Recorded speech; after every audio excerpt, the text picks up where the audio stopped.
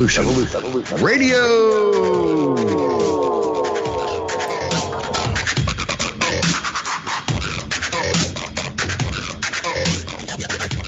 The opinions expressed on this radio station, its programs, and its website by the hosts, guests, and call-in listeners or chatters are solely the opinions of the original source who expressed them. They do not necessarily represent the opinions of Revolution Radio and FreedomSlips.com, its staff, or affiliates. You're listening to Revolution Radio, FreedomSlips.com, 100% listener-supported radio, and now we return you to your host.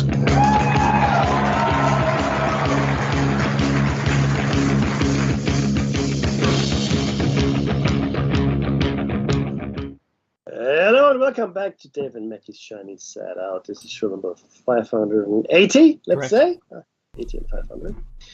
And we're talking about Nazis and the occult. But today we're going to take a little bit of another tack on that. But we were talking about a whole bunch of other stuff before the break. I wasn't there because I was rebooting my Apple Mac. Do not reboot your Apple Mac is my advice to you. Not mid-show.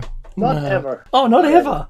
Just don't reboot it. Now No, you have to reboot it once in a while. You do, but don't reboot it. Because it took like I think it was a half hour, 25 minutes. Pretty much. It's just insane. What? Anyway, look, donate if you can. This is Listener Funded Radio. Okay, so that means we need your support to keep those electrons bumping into each other. Right, going from one atomic shell to the next. That's what we want.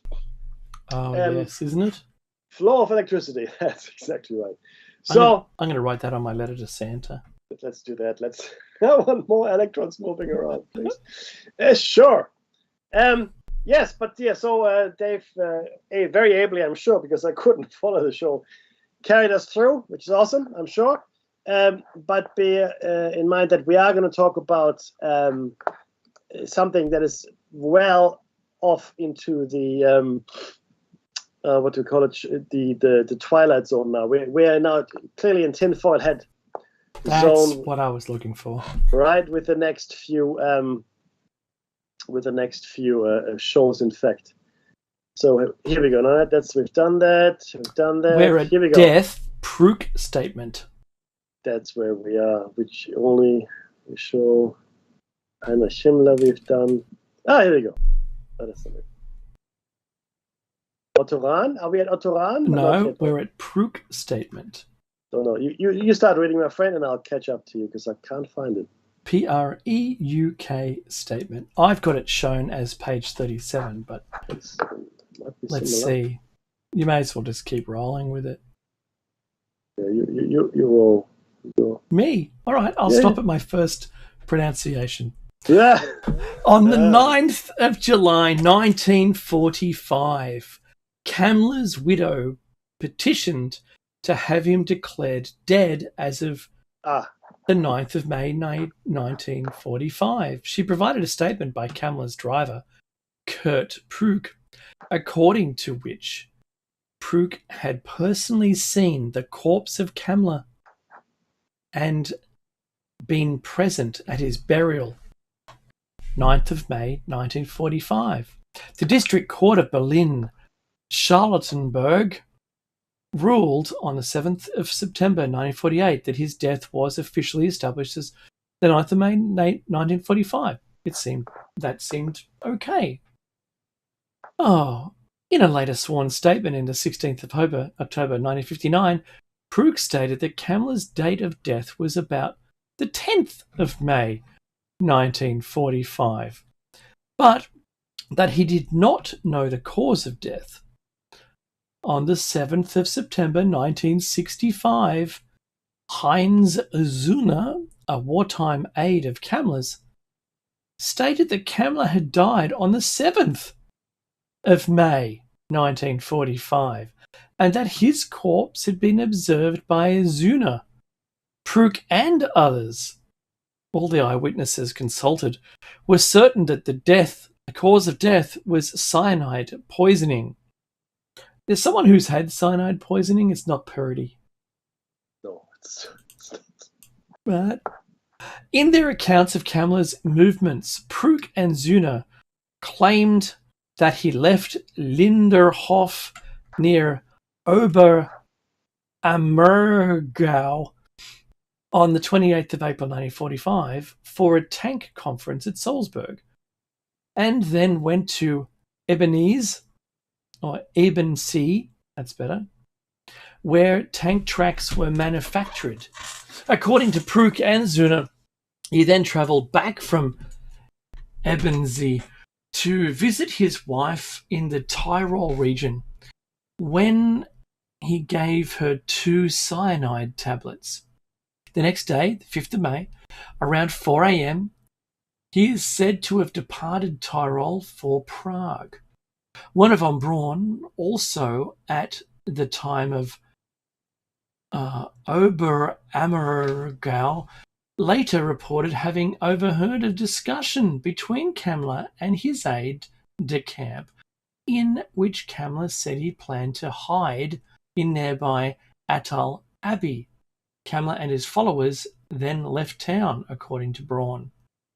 Just remember who Werner von Braun was. He was the head of the rocket program at NASA after the war. Further evidence of Kammler's activities is a telegraph from Kammler to Speer, Himmler, and Göring of 16th of April. That's 11 days after he's supposed to have. No, that's well before. I'm an idiot. Informing them of the creation of a message center at Munich and the appointment of a chief representative for the construction of the Messerschmitt ME-262. On the 20th of April, he reportedly arrived with a group of technicians at Himmler's Kommandantur near Salzburg. On the 23rd of April, Kammler sent a radio message to his office manager at Berlin, ordering him to organize the immediate destruction of the V1 equipment near Berlin and then go to Munich. In late April, early May, Kammler was reportedly at the Villa Mendelssohn at Ebensee, the site of the projects assigned to him. On the 4th of May, he ordered the immediate transfer of the Ebensee office to Prague. Proock and Zuna maintained their version of the events through the 90s, when interviewed by the journalist Christian Nack. Some support for this version of events came from letters written by Ingeborg Alex Prinzessin zu Schaumburg-Lippe, a female member of the SS Helferinnenkorps, to Kammler's wife in 1951 and 1955. In these, she affirmed that Kammler had said goodbye to her on the 7th of May 1945 in Prague, stated that the Americans were after him. He made him offers, but that he had refused and that they would not get him alive. So clearly Kammler is a much vaunted Nazi scientist. So he was in charge in the end of the rocket program for Hitler. He knew Werner von Braun really well, and we all know that Werner von Braun went to the States to build the American rocket program. That's Operation 100%. Paperclip, yeah, absolutely. So we're not sure when he died, and I want to go as far as saying we're not sure that he died at all. So Prague, what happened in Prague? Author Bernd Ruland, in his 1969 book Wernher von Braun, Mein Leben für die Raumfahrt, which means my life for space exploration, really, it reports an altogether different account of Kammler's death. According to Ruland, Kammler arrived in Prague by aircraft on May 4, 1945, following which he and 21 SS men defended a bunker against an attack by more than 500 Czech resistance fighters on May 9. During the attack, Kammler's aide-de-camp Sturmbannführer Stark shot Kammler to avoid him falling into enemy hands. This version can reportedly be traced to Walter Dornberger, who in turn is said to have heard it from eyewitnesses. Do you want to keep rolling? Yeah, okay. So post-war search for Kammler. So clearly, So nobody's is convinced that he's dead. So following the end of the war, which didn't, took long after this, they kept looking for him. U.S. occupation forces conducted various inquiries into Kamla's whereabouts, beginning with the headquarters of 12th Army, ordering a complete inventory of all personnel involved in missile production on May 21, 1945. This resulted in the creation of a file for Kamla, stating that he was possibly in Munich. The CIC noted that he had been seen shortly prior to the arrival of U.S. troops in Oberjoch. The Combined Intelligence Objective Subcommittee, CIOS, in London ordered a search for him in early July 1945, many months after his alleged death. 12th Army replied that he was last seen on April 8 or 9 in the Harz region. In August, Kamla's name made list 13 of the UN for Nazi war criminals. Only in 1948 did the CIOS receive the information that Kamla reportedly fled to Prague and had committed suicide. Original blueprints of Kamla's major projects were later found in the personal property of Samuel Goudsmit, the scientific leader of the Alsos mission. In 1949, a report written by one Oskar Packe on Kamla was filed by the U.S. Denazification Office in Hesse. The report stated that Kamla had been arrested by U.S. troops on May 9, 1945 at the Messerschmitt Works at Oberammergau. What? However, Kamla and some other senior SS personnel had managed to escape in the direction of Austria or Italy. Packe disbelieved the reports about a suicide, as these were refuted by the detailed information from the CIC about arrest and escape.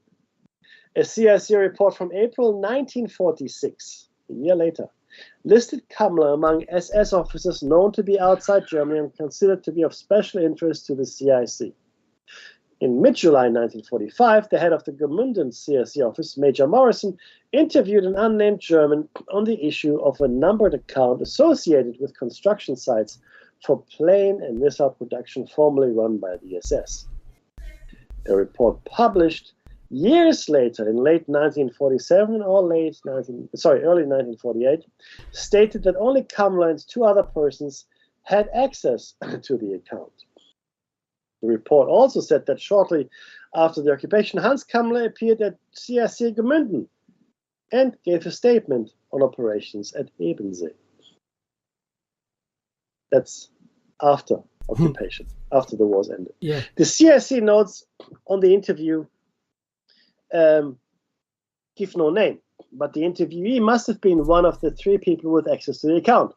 Aside from Kamla, one was known to have left Austria in May 1945, and the other was in a prisoner of war camp during July. So, if you eliminate the impossible, you're left with the only thing that's probable. Finally, Donald W. Richardson, 1917 to 1997, a former OSS special agent involved in the Alsos mission, claimed to be the man who brought Kamla to the US. Shortly before he died, Richardson reportedly told his sons about his experience during and after the war, including the much vaunted Operation Paperclip. According to them, Richardson claimed to have supervised Kamla until 1947. Kamla was supposedly interned at a place of maximum security with no hope, no mercy, and without seeing the light of day until he hanged himself. Oh, it was obviously next door to Epstein. He drowned by hanging. That's right. Yes, that's what happens to everybody. Possible last documented independent testimonies. A purported section of a wartime diary relating to the surrender of the mountain resort town Garmisch-Partenkirchen to Allied troops mentions Kamla and his staff. According to this account, Kamla and what the author refers to as his staff of some 600 people with good quality cars and trucks arrived in Oberammergau north of Garmisch-Partenkirchen on the 22nd of April 1945. Becky, you can read the ad. Oh, look, there's just an editor's note here. We've added the original German excerpt from the diary as an appendix to this document. Oh, it's part of our nice. show notes. Yep. Yes. This arrival had been badly received, and the local authorities had several arguments with Kammler himself. These conflicts are mentioned in the entries for the 23rd and 25th of April. The last reference implicating only Kammler's staff comes on the night of the 28th of April. And Lieutenant Berger reports that they had gone on the same night that American forces began storming Oberammergau, forcing their way to Garmisch and Austria. That's right.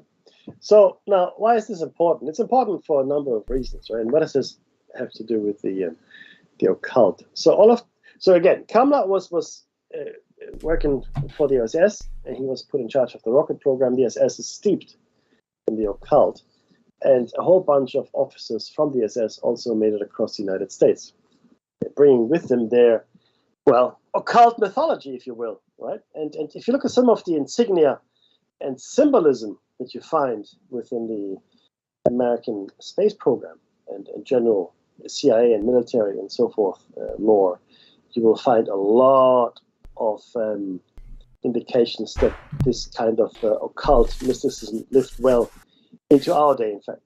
And another thing is important as well. So Kammler is really important, and we'll come to more and more around him as we go a bit further in the text here. But Kammler is probably the key person to have gone across to the United States, right? For many reasons, and he, in my opinion, was also, again, not just involved in rocket research, but also in the black bell, the schwarze Glocke, the Nazi bell, if you want to call it that, right? So that again was steeped in a whole different kinds of science, and it seems again, none of this is 100% verified, of course, but it seems that they were experimenting with transdimensional travel, with anti-gravity, with exotic matter, exotic propulsion systems, etc. Red Mercury, all of that, exactly, right? So that's why this person is important, and you have to understand that Hitler didn't like general or special relativity. He thought of it as a Jewish scientific achievement. He liked quantum mechanics. He liked quantum physics. So a lot of the Nazi scientists, a lot of the intelligentsia, they were in fact very much engaged in quantum mechanical research and quantum mechanical theory. And it seemed to Hitler rather, a much better science than relativity. Just didn't like it. Despite not knowing anything about it or being able to work it out. Makes no difference. Equation schmation, right? Who needs those? We just go with what we like. So but that opened the door to all the things that I guess Einstein and classical physics wouldn't allow you. Faster than light, additional dimensions, as well as the ability to entangle, right? Then you've got, of course, the double slit experiment, which indicates that there may be more than one reality, and scientists now believe that actually all of them, exist. We just can't see them anymore. That's right. They're still there, but we can't measure them. The fantastic nature of the quantum world could be such a desirable weapon. Think about Think about where that could go. So yes, of course, that fantastical, science around it. If you could harness that, you would have led the world. 100%. And look, this interdimensional travel possible? Well, yes, recently there have been some scientific papers released that talk about the beginning of our universe, or at least some of the background radiation, microwave radiation, etc., where some scientists believe that, in fact, we are seeing evidence of other universes bumping into ours. And we've also seen the speed of light being broken. Yeah. And look, now, need to take it all with a grain of salt, but we need to also understand that we certainly have not spoken the last word on anything. That's right. In fact, the one thing I can unequivocally state with absolute confidence is that we don't know a lot about anything. We've gone back to kindergarten. Yeah, 100%. Now, let's investigate this a bit further, because there's a lot more content here to come over the next few weeks. Now, let's go into the mystery of the missing Nazi general. This is an article that was written March 7, 2016 by Steve Mack.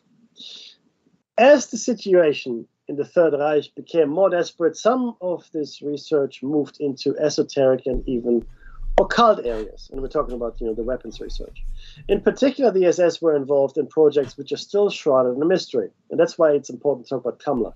One of these projects was overseen by Hans Kammler, an SS general and engineer who became for a time one of the most powerful men in Hitler's Germany and one of the most wanted men in Europe. The precise nature of the work he is involved in towards the end of the war has provoked intense speculation, with suggestions ranging from the development of nuclear weapons to the design and manufacture of a flying saucer. Whatever it was that he was working on, Kammler disappeared in May 1945, and there were at least, as we've just discovered, 3 contradictory and conflicting accounts of his death, and his body, interestingly, was never found. But it's not just the disappearance that the title of this article refers to. One of the most intriguing things about Hans Kammler is the way in which his name also disappeared from the historical record. Kammler is almost unique among senior Nazis, and particularly those close to Himmler, because you will find him almost completely absent from the plethora of books and papers written about Nazi Germany, which appeared after the war, and he was barely mentioned during the Nuremberg trials. Even now, many people who are familiar with the history of Nazi Germany remain unaware of Kammler. So here we have 3 mysteries for the price of 1. Just who was Obergruppenführer, General, Dr. Ingenieur, so he was an engineer, Hans Friedrich Karl Franz Kammler? Yeah, those are all his names. Why has he vanished from most historical accounts of World War II? And precisely what he was doing in the mountains of Lower Silesia in 1945 and 44-45, which incidentally is where my folks are from, Lower Silesia. Anyway, let me just take a couple more. By 1931, the NSDAP, which is the Nazi Party, was on the way to its domination of the German political scene, which would lead Hitler to becoming Chancellor in 1933. For an ambitious young man, an association with the growing power of the Nazi Party could provide a significant career boost. On March the 1st, 1932, Kammler joined the Nazi Party, and his membership number was 10118555. Clearly not among the first 2 on the list, but not one of the last either. Later that month, he was formally awarded the title of Doctor of Engineering, Dr. ING, by the Hanover Technical Academy. During 1932 and the early part of 1933, he became increasingly involved with the Nazi Party as an organizer and administrator of building projects. And in early 1933, he became a member of the board of directors for the Nazi-controlled Heimat Gemeinnützige Bau- und Siedlungs AG, which translates to Homeland Building and Housing Cooperative. On May 20th, 1933, Kammler joined the SS with the rank of Untersturmführer, the lowest rank for commissioned officer in that organization and roughly equivalent to a lieutenant. Joining the SS as a junior officer may seem like a strange move for an ambitious civil engineer and project manager, but it actually made perfect sense in the topsy-turvy world of Nazi Germany. Dave? Oh boy. Himmler's SS? Himmler's SS? Oh, that's right. Himmler's SS was growing, correct? Yep. Ever more powerful, and although it was primarily a paramilitary organization, it was also involved in civil engineering and environmental projects in which Kamler's experience proved very useful. Kamler served in such SS-sponsored groups as the Reich Garden and Settlement Association, the Agricultural Settlements Group, and the Reich Environmental Planning Office. Wow, ahead of his time.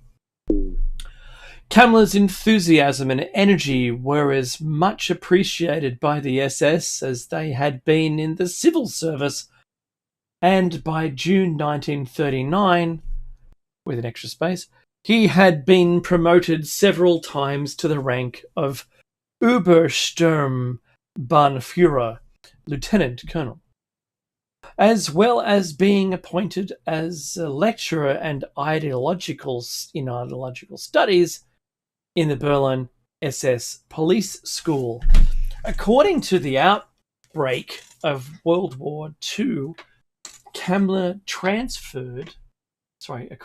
following. Wow, and now I need to put new eyes in. Following the outbreak of World War II, Kamler transferred to active service with the Waffen-SS in April 1940, where he became commander of AMT-3 construction and was promoted once again, this time to Standartenführer, just colonel. And there's a picture here you can't see, but Kamler is second from the right. I actually think I might be able to do that. Hang on one sec. Middle screen. This one. Oh, wait. No, it's not playing. It's not playing, Mickey. I wish it were. Anyway, in June 1941, Kamler was appointed as commander as Amst Group C construction. He was promoted yet again, this time to Oberführer, Brigadier General. And his career in the SS took him in a much darker direction as he assumed responsibility for the construction and enlargement of concentration camps, including the design and construction of gas chambers and crematoria. His success in these projects led to his appointment to oversee a number of critical construction projects, including the building of underground construction facilities for V-2 rockets at Nordhausen in Thuringia, one of the largest underground factories ever built, and the construction of an underground factory for the production of the Me-262 jet aircraft near Malfhausen. In 1944, Kamler also inherited from Albert Speer the responsibility for one of the most mysterious Nazi projects of World War II, Project Eraser, the Giant, which involved the construction of a number of massive underground complexes in the mountains of Lower Silesia. Kamler's rapid rise in the SS became meteoric, and by March 1945 he was promoted to Obergruppenführer und General der Waffen-SS. He was the only person promoted to this rank in that year. He had also been awarded a number of medals, culminating in the Knight's Cross of the War Merit Cross with swords, the Ritter Kreuz des Kriegserved Dienstruses mit Schwurzen, the highest Nazi award for non-combat soldiers in 1945. By the end of the war, Kamler was responsible for a number of critical projects, many of which involved the use of forced and slave labor. It was estimated at one point Kamler was directly responsible for more than 4 million people within the Third Reich. You can take the blue. His extensive use of prisoners of war and slave laborers in construction projects, and his readiness to have those who were no longer needed or who were unable to work executed, meant that he was identified by the Allies as one of the most wanted German war criminals. It is claimed that at one time he was third on this list, behind only Himmler and Hitler. What precisely happened to Kammler at the end of World War II is still not clear. But before I go on here, now think about that for a second. He had 4 million people that he was responsible for, and he had a fairly, let's call it a relaxed attitude toward human life. Let's call it a relaxed attitude. And he was third on the list of wanted war criminals. Third. Yet hardly anybody, if you ask around anywhere, and historians, no one knows who's Hans Kammler? Who is he? I don't know. Who know what? Now that in and of itself, he sings hip hop, right? Yeah, to me that speaks volumes of who he was and what he got up to in the end.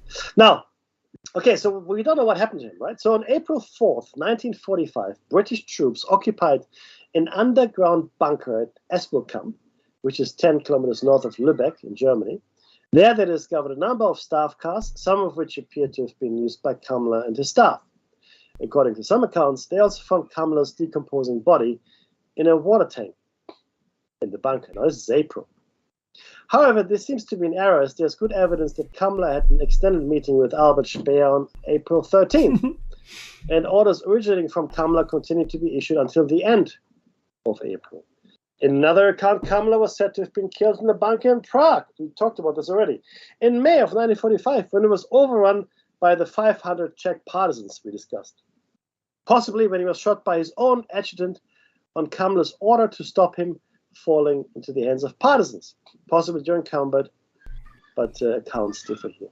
In yet another version, Kammler left Prague in a convoy heading south on May 9th.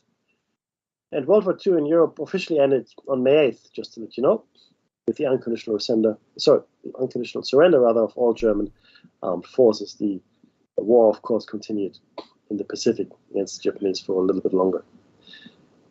But killed himself. So May 9th, he was heading south, but killed himself by taking cyanide or by shooting himself, we're not sure. Or maybe he drowned, or maybe a flock of low-flying geese hit him in the head. And en route to Písek in southern Czechoslovakia, where the rest of the group surrendered to American troops. In 1948, Kammler's widow, Jutta Kammler, born Horn, petitioned the court in Berlin to have her husband declared dead as of May 9, 1945. She included a sworn statement provided by Kammler's driver, SS Oberscharführer Kurt Preuck, we discussed Preuck earlier, who claimed that he had driven the car in which Kammler had left Prague and that he had been present on May 9, 1945, when Kammler ordered the car to pull off the road in a forested area to the south of Prague before shooting himself. Preuck said that he and other members of the entourage then buried Kammler's body in a shallow grave before continuing on their way to their final destination. On September 7th, 1948, the District Court of Berlin-Charlottenburg ruled that Kammler's death on May 9th, 1945 was officially established. Dave? What happened to Hans Kammler? The most popular theory about Hans Kammler is that he did not die at the end of the World War II, but that he was spirited away by the Allies as part of Operation Paperclip. Operation Paperclip was a real operation in which prominent Nazi scientists, if you don't know, and engineers were selected by US and British intelligence services for their potential contribution to post-war projects. Probably the most well-known people involved in Paperclip were Dr. Werner von Braun and Dr. Walter Robert Dornberger, both involved in the Nazi V2 development program at the end of the war. Both were taken to America to continue their work on rocketry. Dornberger eventually became vice president of the Bell Aircraft Corporation, and von Braun ended his career as Deputy Associate Administrator for Planning at NASA. Von Braun was also Sturmbannführer Major in the SS, which proved no impediment to his subsequent career in the US. Towards the end of World War II, Hitler ordered that a number of top German scientists should be executed to avoid their falling into the hands of the Allies. In April 1945, von Braun and Dornberger were nervously awaiting their fate in a Garmisch area of Germany when they were unexpectedly rescued by Hans Kammler. Goodness. Mhm. Many people like to imagine that Kammler was captured by the Allies and given a new identity under Operation Paperclip. Probably. They also suggest that it is the reason Kammler's name disappeared from most wanted lists so quickly and why he doesn't appear in post-war paperwork. But this doesn't really make any practical sense. The people targeted under Paperclip were scientists and engineers with theoretical and practical knowledge of new technologies. Kammler was simply a brutally efficient project manager. Wow, you could do one of those in my work. With knowledge and experience of civil engineering, and it's very difficult to see why this would have been sufficient value in the post-war world to overlook his involvement in large numbers of deaths and executions. Even his involvement in the mysterious Project Reisa, and Project Kronos, that's time, by the way, both of which I'll be talking about later, would only have been as administrator, not as a scientist.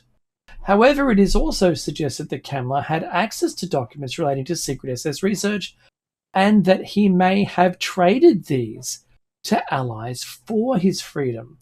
Again, not convinced, or the author isn't convinced.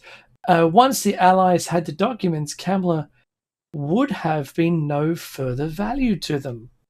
The idea that Kammler had at least some dealings with the Allies has been the subject of numerous claims, counterclaims, and astounding revelations. But so far, no one has produced anything that convinces me, the author, that Kammler was part of Operation Paperclip or any similar operation which led him working for even negotiating directly with the Allies. On the surface, the sworn testimony provided by the SS Oberscharführer Kurt Prück in 1948 certainly seems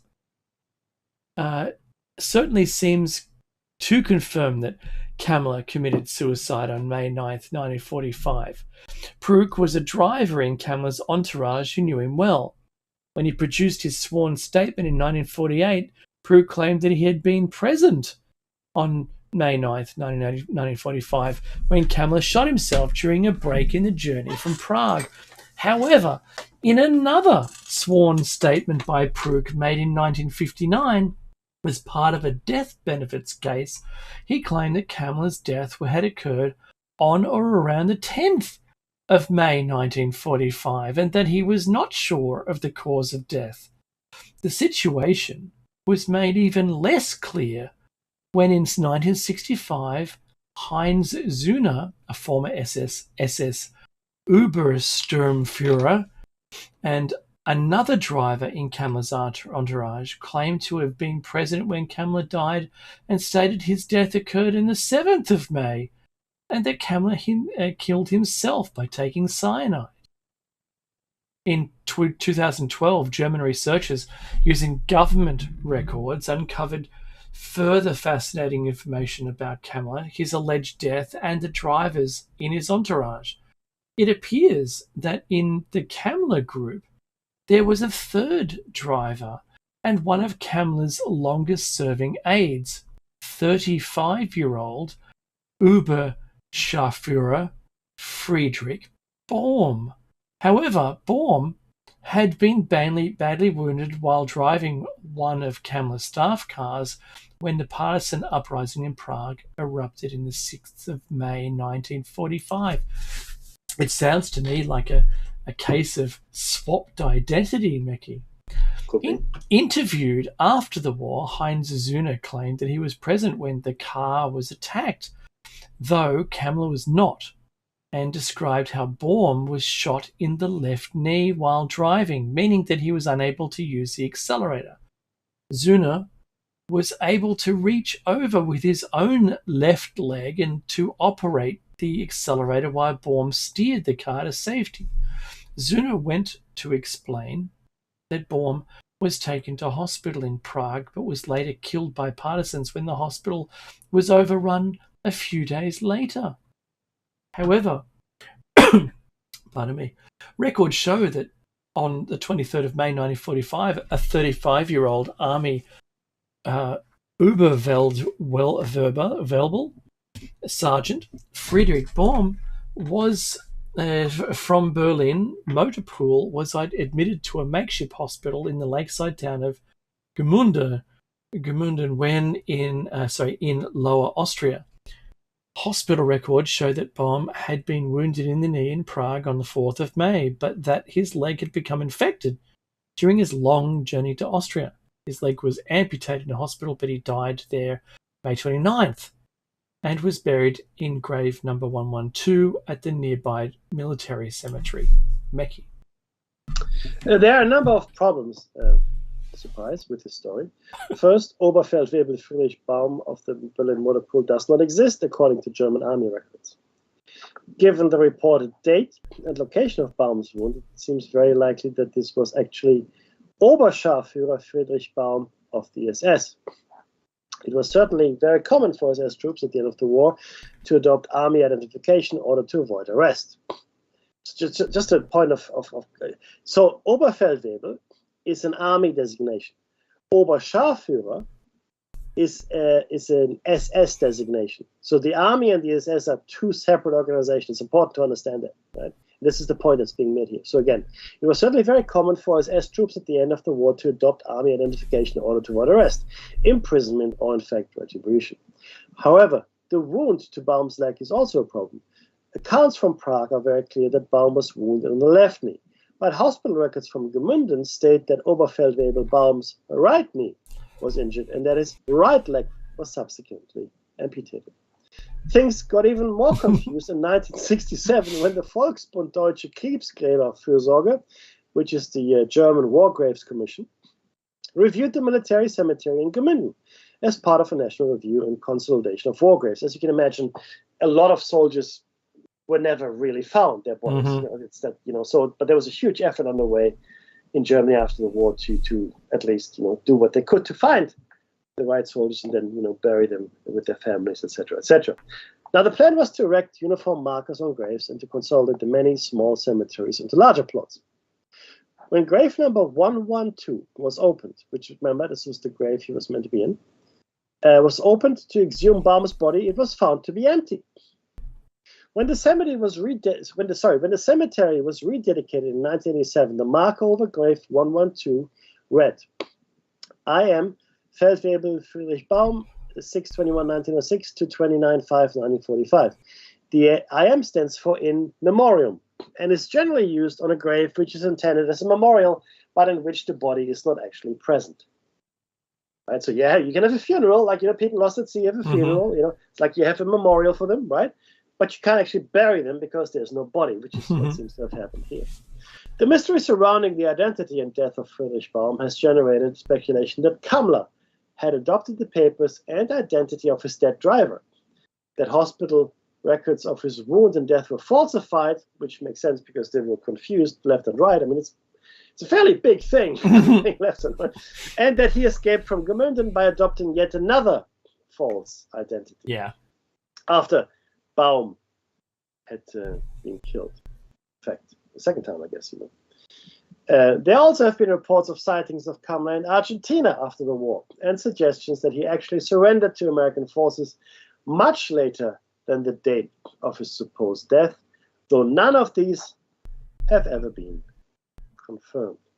So, Dave, we've heard a lot about this Project Giant, Riese in German, but what was Project Giant? Project Riese is one of the most mysterious projects undertaken by the Nazis during World War II, mainly because, although we know a fair amount about what was done, we have no idea why it was done. The project began in September 1943 under the control of Albert Speer, Minister for Armaments and Production.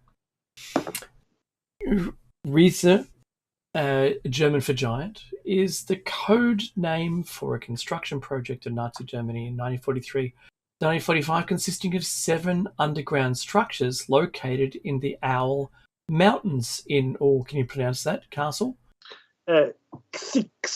Six Castle in Lower Silesia, previously Germany, now a territory of Poland. None of them were finished. All are in different states of completion, with only a small percentage of tunnels reinforced by concrete. I've actually seen a documentary on these and with the castle, and it's miles away as an entrance underground, where the documentary team had permission to go through and see what matched up to what. And while it's decrepit, being 60 years on after, I think it was filmed around 2000, there is some amazing effort that went into these. And yes, the crew had also declared that they hadn't been finished. And is that same castle the one that Hitler used to have meetings at? No, it's not. Okay. Because I remember there was another castle involved. Yep. Okay, the construction work was done by forced labourers, prisoners of war, PWs, and prisoners of concentration camps, and many lost their lives mostly as a result of disease and malnutrition, not OHS. Due to increasing Allied air raids, Nazi Germany relocated a large part of its strategic armaments production into safer regions, including the district of the Sudetenland. Plans to protect critical infrastructure also involved the transfer of arms factories to underground bunkers and construction of air raid shelters for government officials. In September 1943, Minister of Armaments and War Production Albert Speer and the senior management of Organisation Todt started talks on Project Riese. As a result, the Schlesische the Silesian Industrial Company was created to conduct construction work. The progress of digging tunnels was slow because the structure of the Owl Mountains consists of hard, is that granite? Nice. No, that's actually in English term, but I'll look it up. All right, thanks.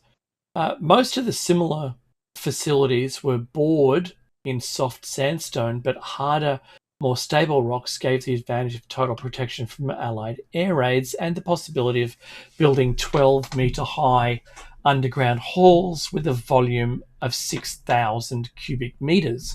1 second. So gneiss is a metamorphic rock with a banded or foliated structure, typically coarse-grained and consisting mainly of feldspar, quartz, and mica. Oh, okay, cool.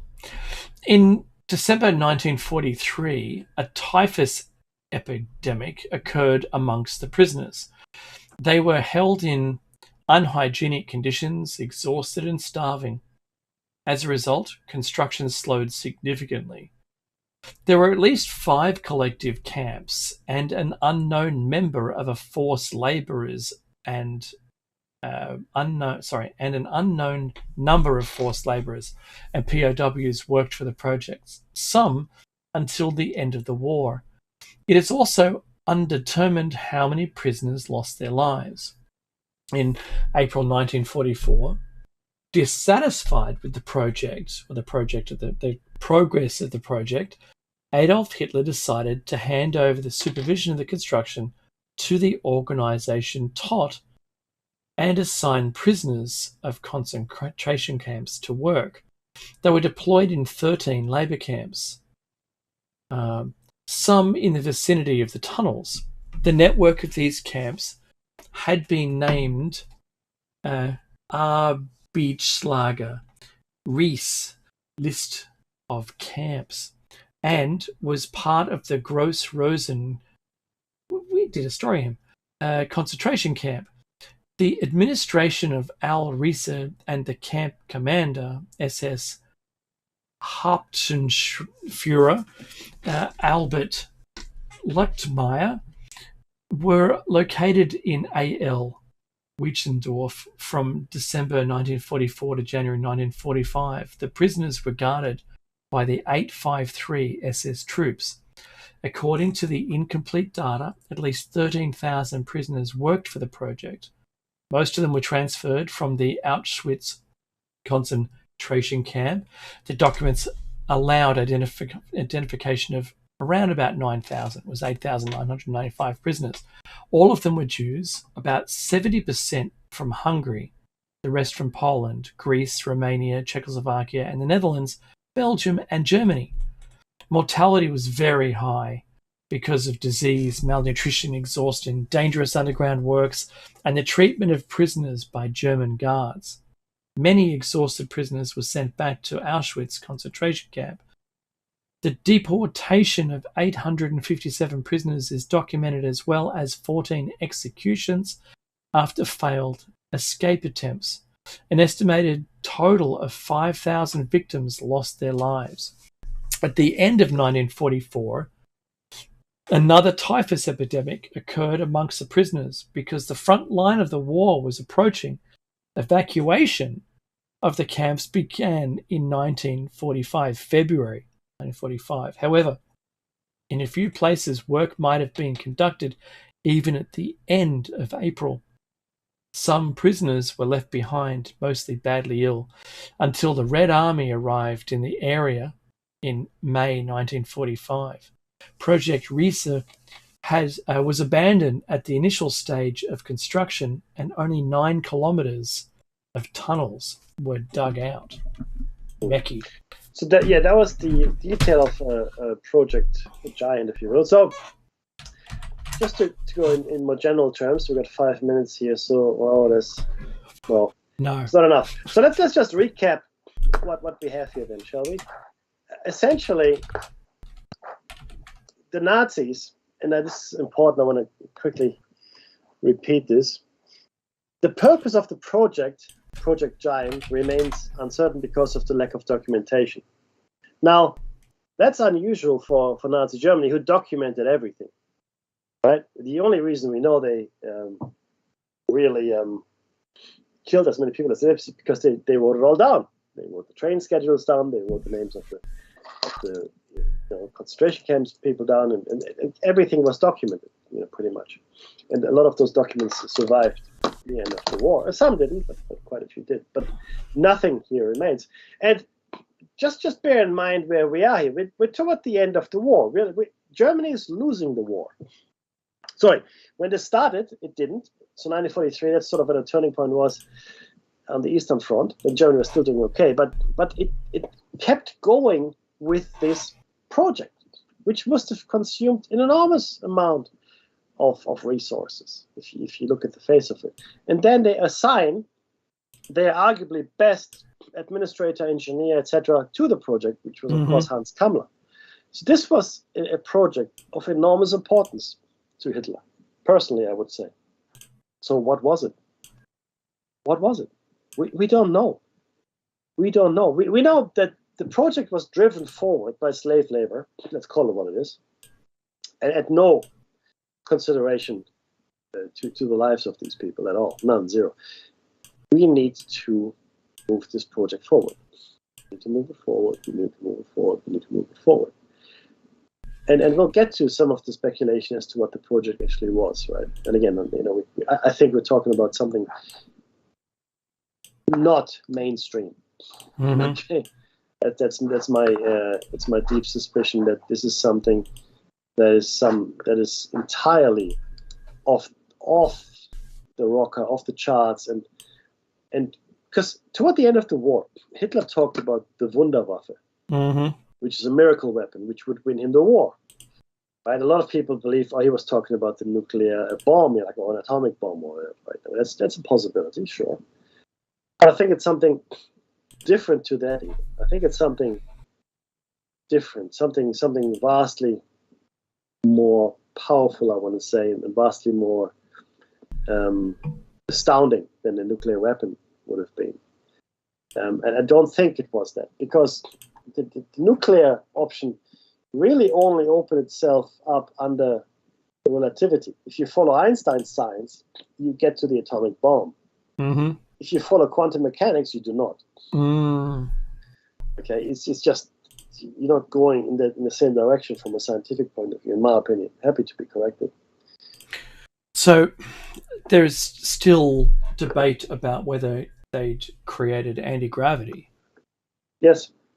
As well, considering what was occurring at the time and how these discussions were in the mainstream. So is that possible too, I wonder? You know? I would say yes, absolutely. I mean, that's the thing, right? We just don't know. I mean, and this is the mystery of it, right? I mean, this project is massive. I mean, if the documentary exists, I urge you all to have a look at it. Just look at how massive. And this is why it was called Project Giant, right? Because these tunnels, they're not small tunnels for people to walk through. These were meant for massive machinery. That's right. So whatever was going to happen there, it would have been significant, to say the least. And there's the music. Oh, okay then. Well, I think we ended well. Look, coming up next is a great show with Jer Bear, named After Hours. Keep listening, and if you're just tuning in now, you'll catch us on Tuesday and Thursday morning, Eastern Time, US, for Breakfast with Dave and Mickey on Plato's Cave. In the meantime, enjoy the programming.